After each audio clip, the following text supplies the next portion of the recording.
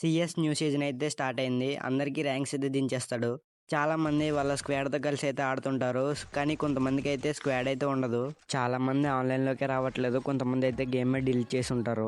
ఇప్పుడు మనకి సరైన టీం అయితే లేదు. మనం ర్యాండమ్ ప్లేయర్స్‌తోనే ఆడి గెలవాలి.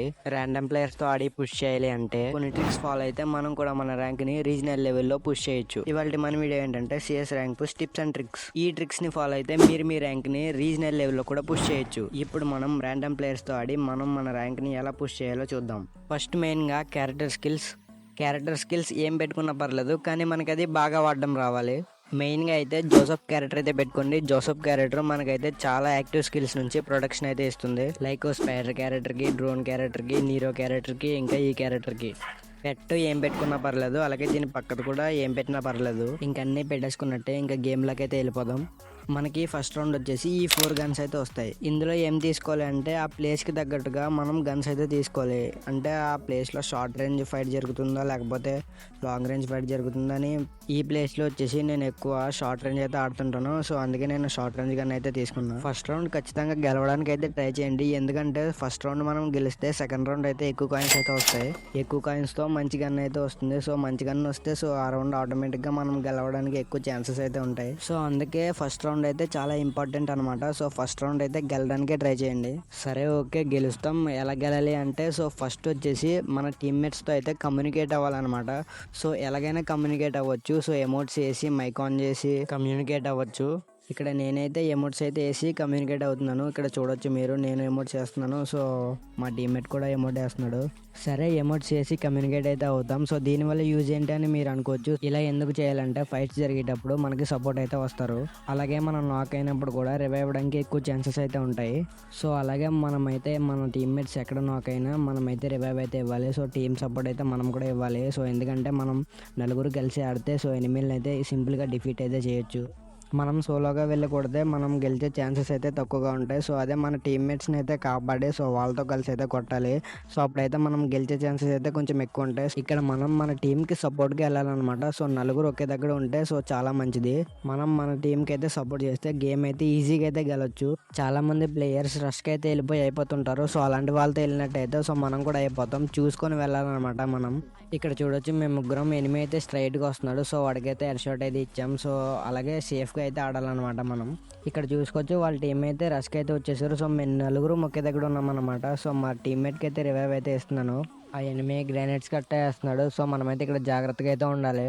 సో వాళ్ళైతే రౌండ్ అప్ చేశారు ఇద్దరు, ఇటువైపు అటు ఒకడు. సో మేము మాత్రం నలుగురం ఇక్కడే ఉన్నామన్నమాట. సో మా టీమ్మేట్స్ అయితే కొట్టేస్తున్నారు అందరినీ. సో నేను జస్ట్ కవర్ ఇస్తున్నాను అనమాట, వాళ్ళకి సపోర్ట్ ఇస్తున్నాను. సో ఇక్కడ చూసుకోవచ్చు నాకైతే హెల్త్ అయితే లేదు, మెడికిట్ వేసుకుంటున్నాను. ఇంక ఇక్కడ ఈజీగా అన్నమాట. సో మేము నలుగురు ఉన్నాం, అవతల వైపు అయితే ఒక్కడే ఉన్నాడు. మా వాళ్ళందరూ రష్కి అయితే వెళ్తున్నారు.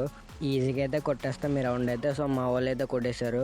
ఇలా సింపుల్గా ఆడితే మనం మన ర్యాంక్ని అయితే పుష్ చేసుకోవచ్చు. నెక్స్ట్ వచ్చేసి క్యారెక్టర్ స్కిల్ యూజింగ్. మనం మన క్యారెక్టర్ని ప్రాపర్గా సరిగ్గా యూజ్ చేసినట్టయితే అవతల వైపు నలుగురున్న ఈజీగా డిఫీట్ చేయొచ్చు మనం.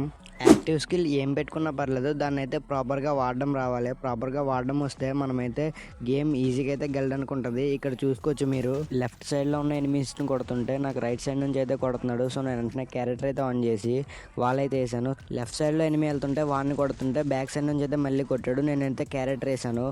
క్యారెక్టర్ వేసి వాడిని కూడా అయితే డౌన్ చేశాను. వాడి దగ్గరికి వెళ్ళి ఫుల్ కిల్ చేస్తే ఇంకా ఎనిమి టీంలో ఒక్కరే ఉంటారు.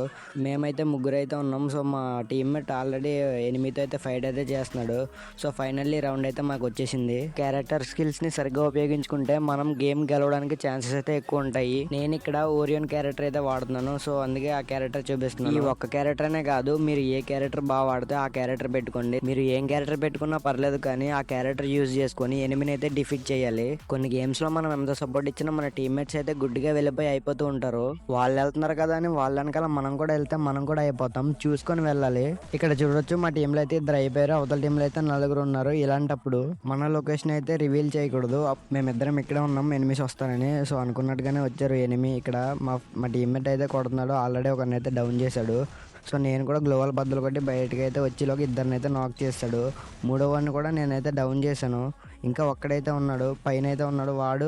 వాడైతే నాకు హెడ్ షాట్ అయితే ఇచ్చాడు. ఇంకా మా టీమ్మేట్ ఒక్కరినైతే కొట్టాలి, వాడిని కూడా కొట్టేశాడు. ఇక్కడ మేము ఇద్దరం నలుగురిని అయితే కొట్టాం. ట్రిపుల్ కిల్ కొట్టాడు మా టీమ్మేట్ అయితే. ఇలా ఇద్దరు కాకుండా ఒక్కరు మిగిలినట్టయితే 1 vs 4 సిచ్యువేషన్లో అయితే మనం మన ప్లేస్ని అస్తమాల్లో మారుస్తూ ఉండాలన్నమాట. ఎందుకంటే మనం ఒకే ప్లేస్లో ఉంటే నలుగురు ఒకేసారి వస్తుంటారు. మనం మాటి మాటికి లొకేషన్స్ మారుస్తూ కొట్టాలి ఎనిమీస్ని. ఈ ట్రిక్స్ కానీ ఫాలో అయితే గేమ్ గెలవడానికి ఎక్కువ ఛాన్సెస్ ఉంటాయి. అలాగే మనకి ఈ సీజన్ అడ్వాంటేజ్ ఏంటి అంటే మనం ఈ ట్రిక్స్ యూజ్ చేసి ఎక్కువ కిల్స్ అయితే కొట్టినట్టయితే మనకైతే ర్యాంక్ అయితే తగ్గించడం అనమాట, మనం ఓడిపోయినా సరే. ఇలా తగ్గకుండా ఉండడం అనేది నాలా ర్యాండమ్ ప్లేయర్స్తో ఆడే వాళ్ళకి చాలా బిగ్ అడ్వాంటేజ్ అని చెప్పొచ్చు. ఈ వీడియో అయితే ఇక్కడితోనే ఎండ్ చేస్తున్నాను. నెక్స్ట్ టైం మీరు సిఎస్ ర్యాంక్డ్ ఆడేటప్పుడు ఈ ట్రిక్స్ అయితే ఫాలో అవ్వండి. ఖచ్చితంగా మీరు గెలిచే ఛాన్సెస్ ఎక్కువ ఉంటాయి. నెక్స్ట్ వీడియోతో మళ్ళీ వస్తా. బాయ్.